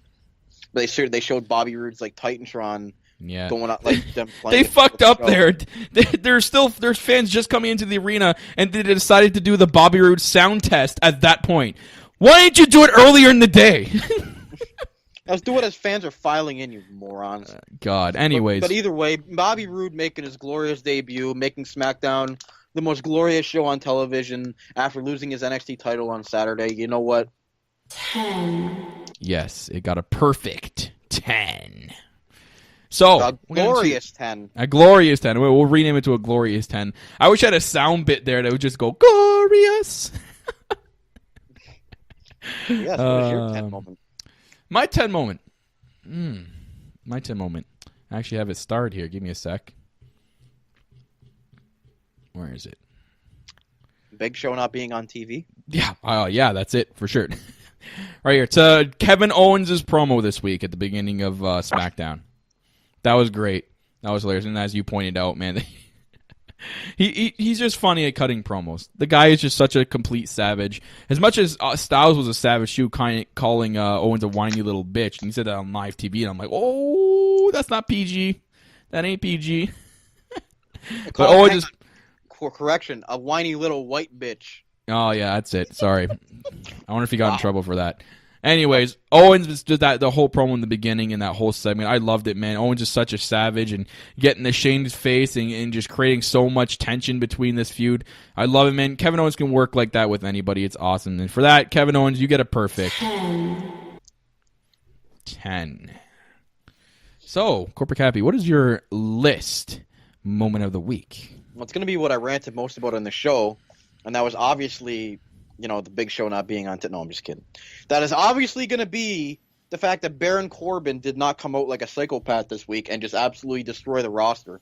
The guy just lost his briefcase last week and then lost a match to John Cena, and yet he comes out and just acts like nothing happened and acts like a normal referee. Why is this guy acting normal after one of the worst weeks, probably the worst week of his career, and he comes out and does nothing about it? So Baron Corbin, just for completely just, forgetting that he basically got buried this week. You know what? You just made the list. That's right. You just made the list, Baron Corbin. Do you agree with me, though? Yes. I'm a Baron Corbin fan. I have to agree with you. That makes sense. He should have came out just pissed off. Like, they should have showed him backstage and just ripping shit off the walls, man. Just going nuts. Going into Daniel Bryan's office and completely just losing his shit. Just saying like how much of a rough week he's had and blaming it on you can just blame it on the authorities who run SmackDown. They could have just done something like that, but they didn't. And you know what? He deserves to make the list this week. My list moment. I didn't star this one, but I can already tell you what it is. And it is the continuing misuse of Nakamura. From the bullshit we got at SmackDown, or on SmackDown. From the bullshit we got, we did get on SmackDown, but from the bullshit we got at SummerSlam, probably the worst WWE Championship match of all time, to him going and facing the fucking Singh brothers in a handicap match? Are you serious, bro? Come on. You really couldn't book anything better than that. No, we're going to put him in a handicap match against the Singh brothers who are still in their fucking suits and their suede shoes. They're dressed for a wrestling match, 100%. I can already see where this is going. Singh brothers might win. Ooh, no. Bullshit. And this is not going to Nakamura. This is going to the people who are booking Nakamura. For that... You know what? You just made the list. You just made the list. Well, I mean, I don't really give it to Corbin. I give it to the people who are booking Corbin as well. Yeah. Because they make him look like a fucking complete idiot, dumbass. Probably the same people. So, yeah. I mean, we had 3 Buried Alive matches this week between Nakamura, Rusev, and Baron Corbin. They might as well make a faction out of those 3. That is the most Buried Alive matches we've ever had. Oh, sure that is a record of Buried Alive matches in 1 week. Vince wanted to bury the most guys in 1 week. He just did it. We can look back in history at this week. Oh, don't worry. I've added some nominees to our Slammy list this year for Bury of the Year. Don't worry. Ooh, sneak peek to our Slammy show at the end of the year. But you want to get it? What? Our sneak peek to our Slammy show. Ooh, yeah. So let's get into our great glorious fans out there. Yep, we have a lot of tweets this week. Got a lot of questions. So we have a couple. Sorry. Anyways, we'll start off with a new fan. Well, not a new fan, but he's new to Twitter. And that is Big Red Ragu at the Big Red Ragu. One of me and Cappy's friends and a longtime listener of the podcast. We finally set up a Twitter for him, so you're welcome, Ragu. Anyways, he says, "Do you think Enzo?" He meant to put Amore, but he put Emoti. So I'm going to say Enzo Emoti will actually be impactful on 205 Live. 100%. I don't know. Well, I mean, he clearly doesn't have the wrestling ability like the other guys do, but he can at least cut a promo. Yeah. He could Better be than used, guys can. but again, it's one of those things where it's a we'll see kind of thing. I hope kind of thing, because I really hope they do. It's just 205 Live doesn't get used good, right? They don't get the right booking. They don't get the right TV time. They don't really care about their characters like the fans. They're not really invested in these guys. I almost feel like eventually we're going to see him in that 8-man tag. He's going to be one of them, and that's going to be it. So I hope not. I feel like he's a character that they don't have on the show, so he brings a different dynamic to the show. Yeah. Anyways, next question. Thank you for your question, though, Big Rag Igu. Keep tweeting us questions. Casey Salvis at Salvis94 on Twitter. He puts, how excited were you for the debut of the glorious Bobby Roode, and he's still appearing at NXT St. Catharines? ? Yes, Casey. I don't know if you got the picture. I sent it to you via text message. NXT Twitter account, the official one, tweeted out that Bobby Roode, even though he's drafted to SmackDown Live, he is going to complete his announced NXT tour dates, and it is basically the Bobby Roode farewell tour. So yes, we are going to see him at NXT St. Catharines, and it's going to be glorious. Sure is. I need a glorious button. Anyways, he also says, what do you think about the rumored WrestleMania match between Garbage Reigns and Lesnar? There's no way Vince will do this. This guy will get booed out of the building. They'll do it no matter what, Casey. They're going to put Roman Reigns in any kind of match, the main event, anything, for 8 titles at once. Vince will do it. Roman's his fucking golden boy. As much as he gets booed, he's always going to get booed now. It's inevitable. They've pretty much faced facts. And I think they're going to do Lesnar and Reigns. I kind of believe like it's going to be this ruined match for both titles, and that's going to be the second crowning of Roman Reigns at WrestleMania. Yes, it's a stressful moment. Because we need another coronation of Roman Reigns. Why not? Why not? So we haven't beat Undertaker, and then go on to maybe beat John Cena, and they think that's going to put him over as the new face. Oh man. Just bad. Anyways, we'll move on. Thanks, Casey, for your questions. We're moving on to Glorious Greg, the glorious one, at least sends his questions into the show. He puts, what do you think WWE will do with Big Cass once he returns from injury? I kind of answered that a little bit already in the show. Sorry, Greg. I think they're going to bring him and put him back with Enzo. I think they're going to fix the mistake they did, the big fuck-up they did. And I really hope they put them back together. If not, they'll just continue on for whatever they had planned now, whether it bring back the big show or, whatever. It is what it is. I think you should team with Big Show. Yeah, and they can face Mark Henry, another irrelevant fuck, and then I can just not watch. Khali. There you go. Battle of the Giants. Anyways, next question by Glorious Craig. He puts, what is your reaction to the debut of the glorious one, my father, Bobby Roode? Wow, that was the most shocking question of the week. I never thought we'd get that. Glorious, and he even gives us the glorious GIF. I was going nuts. You know what, Glorious Greg? I even texted Kat before. I'm like, he's gonna appear on the show tonight. He's got to. There's no way they can continue anything. I thought about him like they're gonna make Adam Cole the next poster boy. This is the refresh. Usually TakeOver Brooklyn is their like WrestleMania, and everything changes after that. And it's what we saw last year with the draft. We got basically the call-ups went up after NXT Brooklyn too. So I knew it was going to happen, but you know what? It was still shocking, and I was still I had goosebumps watching the video. So it's awesome. SmackDown is a glorious place now. Love it. And I'm pretty sure Corporate Cappy probably was feeling the same. Yeah, I mean, I can't add anything else to it except the fact that, it was. Yes. Should Braun beat Lesnar at No Mercy for the Universal title? Because I think so. What are your thoughts? Hashtag. Oh, God. Oh, that roar. It's back. Hang on, I'm about to have a glorious sneeze over here. I say no. You think no? I think that he needs to win it at a Big 4 pay-per-view. Yep. I remember you saying it earlier in the show. Yep. It seems like the logical place, right? I don't want him to, Glorious Greg, but back in my mind, I think it's one of those things WWE is going to do. If they don't want to go with the current plans of Lesnar and Reigns, but I think they can always have Lesnar lose it and then win it back until then. Man, we're so far away from next year's WrestleMania, so Right, it's a hot potato title. Yeah. I don't know. It's going to be interesting to see. We'll see what happens. Yeah, I definitely don't want to see. I want to see the title on Strowman. I just don't want to see it on him at No Mercy because who the hell cares about a Raw exclusive pay-per-view? Our next tweet comes from an avid listener of the podcast. He listens to it, I think, mostly when he can. But this is the first kind of tweet we got from him. And that is Diva Bible. At Diva Bible WWE. He has tweeted in a question to the show, Corporate Cappy. I know you follow him too. He put, why is it necessary to have 13 hours of WWE programming back to back? There's a lot this week. There is. I don't know. I think it's a little too much. I think it's, to me, I think it should be just for WrestleMania. Like, I think WrestleMania should be the only place where you do that kind of thing, because it goes hand in hand with WrestleMania, like all that wrestling. But I know they want to make SummerSlam just as big as WrestleMania, but they haven't been doing a good job at that. We've had two of the worst SummerSlams ever, last year and this year.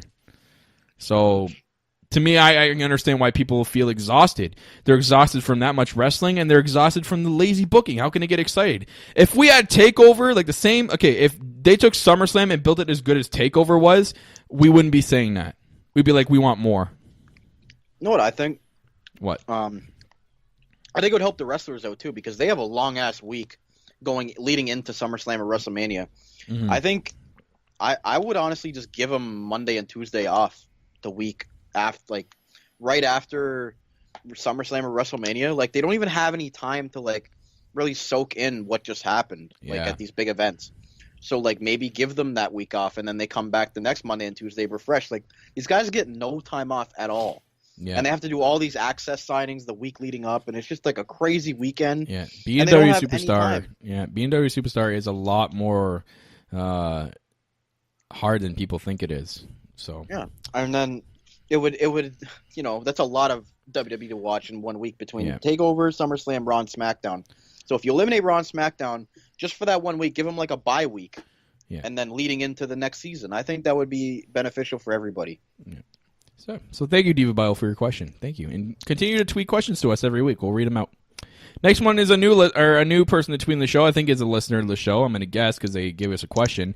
The name is James Finneran at JJPF80. He says, "I think SmackDown should be on Thursday or Friday, being on your week with being and your week with WWE wrestling." No, they did that before and it failed miserably. Yeah. Nobody watches WWE on a Friday night. Sorry. No. Yeah. If they put SmackDown Live on Friday night, it would do poorly in the ratings. Even Thursday, it doesn't make sense for their travel schedules, because then they have to go to live events after, and then they need 2 days off. It doesn't make sense as far as the travel. They use the Thursday, Friday, Saturday, Sunday as the live event dates, so that's why SmackDown, and it was always on Tuesday. If you didn't know, in the past they just showed the tapings on Thursday or Friday, but it was always on Tuesdays. Now they're just showing it live for the first time. So to answer your question, appreciate the thought, but it can't happen. They can't as far as travel. If they went back to taping, maybe, but they're not going to, because SmackDown Live is doing so good with ratings than it ever did. Next question's Juggy Badass. That is Zazel YT who's in the chat.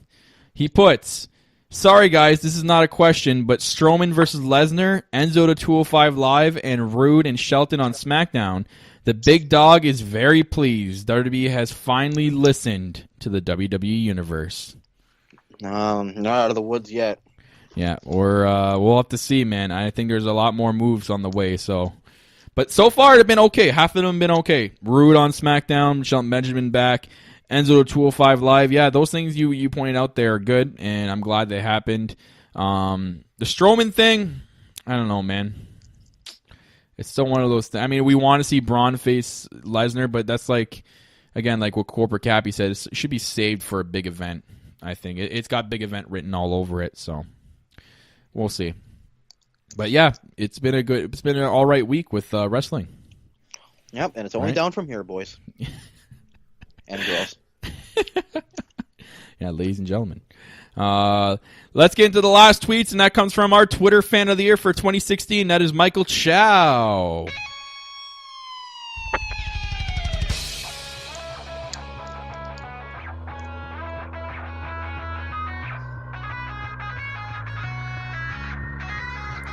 That's right. Michael Chow gets his own theme song before I read his tweets. And if you want your own theme song before I read your tweets, or Corporate Cappy reads them, if it ever may be, all you have to do is win our Twitter Fan of the Year for 2017. That's all you have to do to win that is by interacting with us on Twitter, sending in your questions. Everyone who does is eligible to win. We'll probably do like a draw at the end of the year. We'll take everyone's tweets and interaction into consideration, and we'll pick a winner at our 2017 Slammy Awards. So that's how he gets an entrance music, and he also has his own wrestling podcast, Michael Chow TV, at WWE NC TV. So go check him out, guys. And he tweets this week: Cena to Raw, Benjamin to SmackDown Live, Enzo to 205 Live, and Adam Cole to NXT.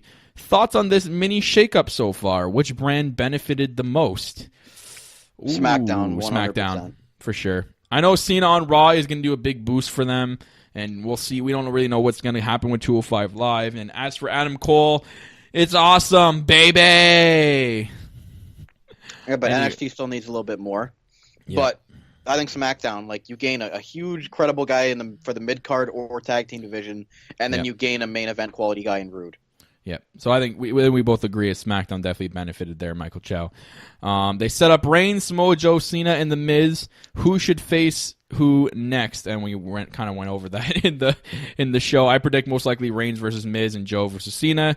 It's exactly what we said, and yeah, that's definitely going to happen for sure. I think it's going to happen. I mean, there's nothing really much else to say. But yeah. I like that Joe and Cena match. I think if Cena puts Joe over, it's great. But if Cena buries Joe, then it's not good. Yeah. So those are all the tweets out there. Thank you, ladies and gentlemen. And thank you for your questions and your thoughts this week. So it's been an interesting week here in WWE. Lots of my weekend was packed with wrestling.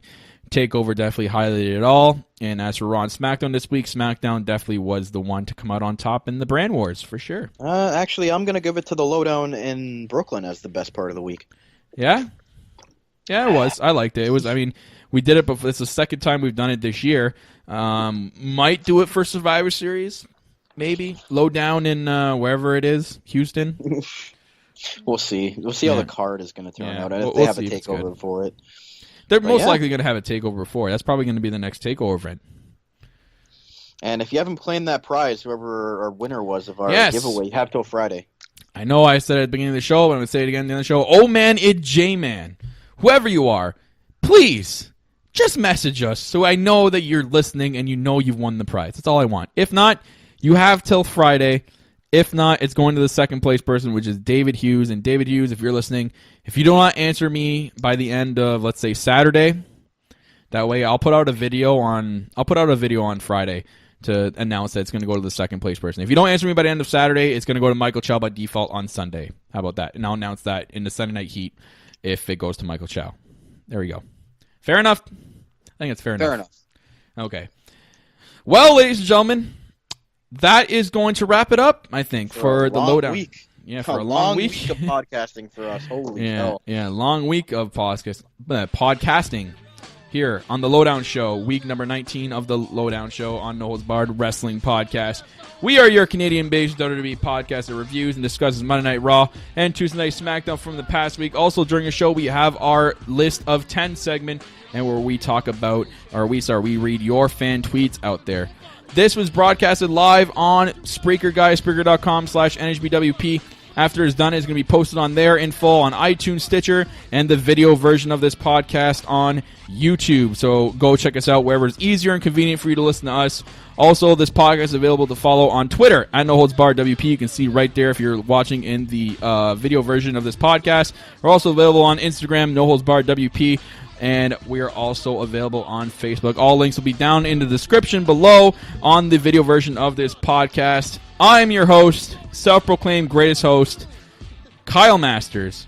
And I'm always joined by my co-host. He's the blissful boss, Mr. Corporate himself, Corporate Cappy. New champ, I guess, sort of. Yeah, and hashtag, we'll see all of you next week, and where we like to keep it on the lowdown.